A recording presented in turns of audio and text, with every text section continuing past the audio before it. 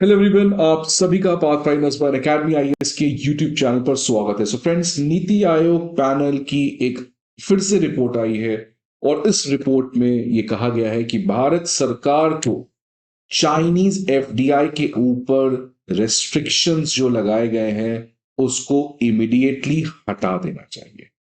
ये एक नया रिपोर्ट है जो नीति आयोग के द्वारा रिलीज किया गया है और ये रिपोर्ट उस समय आ रहा है जब इंडिया और चाइना के रिलेशंस में थोड़ी सी स्टेबिलिटी देखने को मिल रही है। और इसी स्टेबिलिटी को देखते हुए नीति आयोग ने कहा है, now the next step towards a good India China relation is to roll back उन तमाम रेस्ट्रिक्शंस जो हमने चाइना के एफडीआई के ऊपर लगा रखा है, उसको हमें हटा देना चाहिए। अब आज इस सेशन में हम लोग बात करेंगे कि आखिरकार नीति आयोग के पैनल ने ये क्यों कहा है और क्या इंडिया को प्रैग्मेटिकली अपने इकोनॉमिक सेल्फ इंटरेस्ट के लिए इस चाइनीज एफडीआई के रिस्ट्रिक्शंस को हटा देना चाहिए। बिकॉज अगर ट्रम्प की बुली भारत को एक साल झेलनी पड़ी, despite we had a good economic relation with US, then क्यों चाइना के साथ रिलेशन खराब होने से हमने चाइनीज एफडीआई को बैन कर रखा है? क्या ये डबल स्टैंडर्ड भारत को महंगा पड़ रहा है?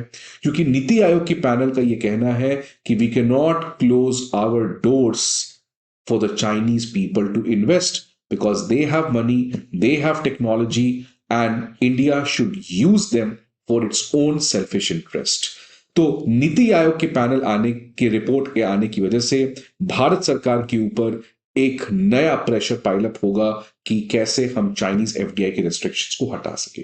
ऑल्दो ये बहुत ही कंट्रोवर्शियल मूव हो सकता है बिकॉज आपको पता है कि चाइना का investment it's like not know strings attached, rather इसमें सर्विलेंस, इसमें फोर्स्ड एक्विजिशन और ऐसे बहुत सारे खतरा चाइना के एफडीआई में देखने को मिलते हैं।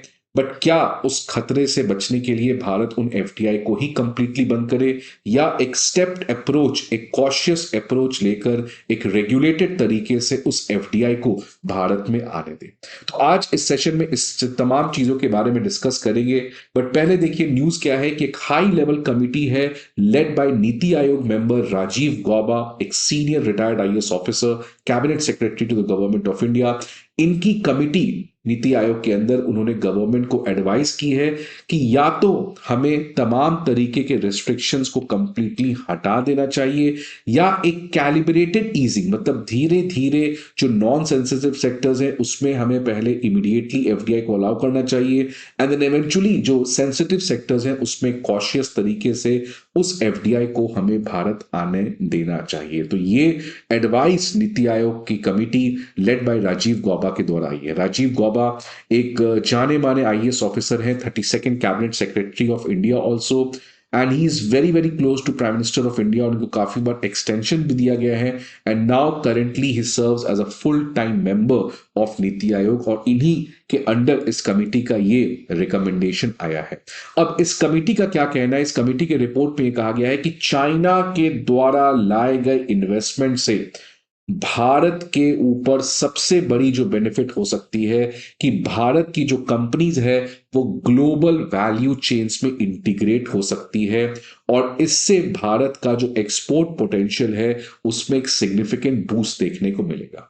इसका मैं एक एग्जांपल लेता हूं फ्रेंड्स कि अगर आप चाहते हैं कि चाइना +1 स्ट्रैटेजी का फायदा उठाएं, लाइक वियतनाम उठाया, लाइक मेक्सिको उठाया और बहुत सारे कंट्रीज उठाए, तो अगर आप चाहते हैं कि चाइना से कंपनी बाहर निकलकर भारत में आए तो इसके लिए आपको क्या करना चाहिए? ये कमिटी का कहना है, ये मेरा कहना नहीं है। कमिटी ये कह रही है कि अगर मान लीजिए चाइना से किसी कंपनी ए को अब बाहर निकलना है तो आप क्या कर सकते हो कि कंपनी ए को भारत की कंपनी बी के साथ एक जॉइंट वेंचर में एंटर करने दो सो दैट ए जो है वो बी को प्रोड्यूस करके इस सेम गुड को यूएस भेजेगी। बिकॉज यूएस अब चाइना के ए कंपनी से सामान नहीं खरीदेगा या यूरोप कंपनी ए से सामान नहीं खरीदेगा बिकॉज अब सभी लोग चाइना से डाइवर्सिफाई करना चाह रहे हैं। वो डाइवर्सिफिकेशन तभी पॉसिबल है कि अगर आपकी बी के पास ये कैपेबिलिटी है कि वो खुद के दम पर वैसी सामान बना सके जो चाइनीज बना रहे हैं, तब तो हम यूएस और यूरोप को खुद ही भेज सकते हैं, कोई दिक्कत नहीं है। लेकिन क्योंकि आज भारत के पास एक कैपेबिलिटी की शॉर्टेज है और इमीडिएटली हम इस चाइना के कैपेबिलिटी को यूज कर सकते हैं, उसकी कंपल्शन को यूज कर सकते हैं, so that Chinese company Bharat की कंपनी के साथ जॉइंट वेंचर बनाकर इंडिया के थ्रू अपने एक्सपोर्ट्स को रूट करे, जिससे वियतनाम करता है। और वियतनाम आप देखिए आज कितना ज्यादा एडवांस हो पाया है। तो इस कमेटी का कहना है कि हमें शॉर्ट टर्म में चाइना के कैपेबिलिटी को अपने सेल्फिश इंटरेस्ट के लिए यूज कर अपने मैन्युफैक्चरिंग इकोसिस्टम, अपने ग्लोबल वैल्यू चेन इंटीग्रेशन के एम्बिशन को इसको पूरा करना चाहिए। हमारे विकसित भारत के जर्नी में काफी काम आए। इसके एग्जाम्पल, आज भारत इलेक्ट्रिक कार को काफी तेज रेट से प्रोडक्शन को बढ़ा रहा है। हमने तो इनफैक्ट टेस्ला को भी कहा कि अब भारत में आके इन्वेस्ट करे, बट वो तो नहीं करेगा। लेकिन कब से एक बात सभी को पता है कि चाइना की जो इलेक्ट्रिक कार मेकर जायंट है BYD, वो तब से 2023 से भारत में लगभग $1 बिलियन इन्वेस्ट करके एक इंडिया की कंपनी के साथ जॉइंट वेंचर करना चाहती है, लेकिन वो नहीं कर पा रही है बिकॉज ऑफ FDI रिस्ट्रिक्शंस जो हमने चाइना पे लगा के रखा है। तो क्या इससे भारत में भी जो हमारा इलेक्ट्रिक कार बनाने का पोटेंशियल और एक्सपोर्ट करने का पोटेंशियल है, क्या ये हम फुलफिल कर पा रहे हैं? अगर हम इस FDI को ओपन करते तो क्या चाइना के BYD के साथ जॉइंट वेंचर एग्रीमेंट करके भारत की इसमें पोटेंशियल बढ़ती? दूसरी तरफ जो डिक्सन टेक्नोलॉजीज है एंड भगवती माइक्रोमैक्स है, डिक्सन टेक्नोलॉजी और भगवती जो माइक्रोमैक्स कंपनी आप जानते होंगे, ये दोनों जॉइंट वेंचर एग्रीमेंट की है इलेक्ट्रॉनिक इंडस्ट्री को लेकर, लेकिन अभी तक इसको गवर्नमेंट के द्वारा क्लियरेंस नहीं मिला गया है। तो ये कुछ एग्जांपल्स हैं जो इस कमेटी ने कोट किया है कि कैसे भारत को इस चाइनीज इन्वेस्टमेंट से फायदा मिल सकता है। और आज ये और भी बहुत ज्यादा जरूरी हो चुका है बिकॉज भारत में जो जनरली ट्रेडिशनल FDI आता था apart from China, US, Europe और जहां से भी आता था, वो ऑलरेडी हमारा जो नेट FDI है वो सिग्निफिकेंटली लोअर डाउन हुआ इन FY25। तो इस डिक्लाइनिंग FDI के माहौल में क्या हम चाइना के द्वारा एक नए FDI को अट्रैक्ट कर सकते हैं? अब इसके लिए दो ऑप्शंस बताए गए हैं जो इस कमेटी ने कहा है। पहला ऑप्शन है कि भारत सरकार को कंप्लीटली अपना प्रेस नोट 3 को विड्रॉ कर लेना चाहिए। यह प्रेस नोट 3 भारत सरकार ने 2020 कोविड के समय निकाला था, जहां पर हमने FDI के ऊपर रिस्ट्रिक्शंस लगा रखा था if that FDI is coming from a country with which India shares it's land border like China. और दूसरा ऑप्शन है कि प्रेस नोट 3 को आप विड्रॉ ना करें, लेकिन कुछ सेक्टर्स में आप ओनरशिप को अलाउ करें बिलो अ सर्टेन थ्रेशोल्ड। जैसे फॉर एग्जांपल, अब आपने देखा कुछ दिन पहले निर्मला सीतारमण जी ने कहा कि इंश्योरेंस सेक्टर में भी 100% FDI लाया जाएगा।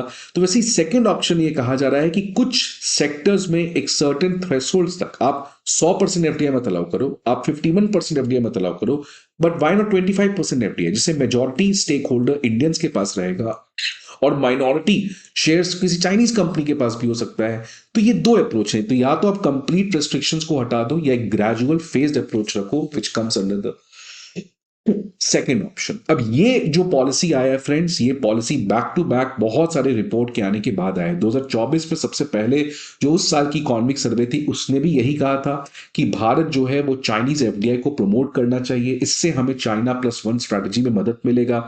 2025 में फिर से नीति आयोग की एक नई रिपोर्ट आई थी, उसमें भी यहां कहा गया था कि हमें 24% ऑफ इंडियन फर्म्स में स्टेक होल्डर चाइनीज का अलाउ करना चाहिए। फिर 2021 में जब 2025 में जब रिलेशन नॉर्मलाइज हो रहा था तो ये कहा गया था कि चाइना के इन्वेस्टमेंट के आने से भारत को अगेन फायदा हो सकता है, और इनफैक्ट भारत सरकार ये अब चाइनीज इन्वेस्टमेंट को अलाउ भी कर सकती है, खासकर इलेक्ट्रॉनिक सेक्टर में। तो अब ये बैक टू बैक रिपोर्ट के बाद फिर से ये रिपोर्ट आना, खासकर उस समय जब चाइना की इकोनॉमी स्ट्रगल कर रही है, भारत की इकोनॉमी का पोटेंशियल काफी ब्राइट है। तो क्या आज वो समय आ गया है जब भारत इस पॉलिसी के ऊपर पुनर्विचार करे? आपके क्या व्यूज हैं, सजेशंस हैं? Please let me know in the comment box. I hope आपको ये वीडियो अच्छा लगे। See you again in some other video. Till then, goodbye and take care.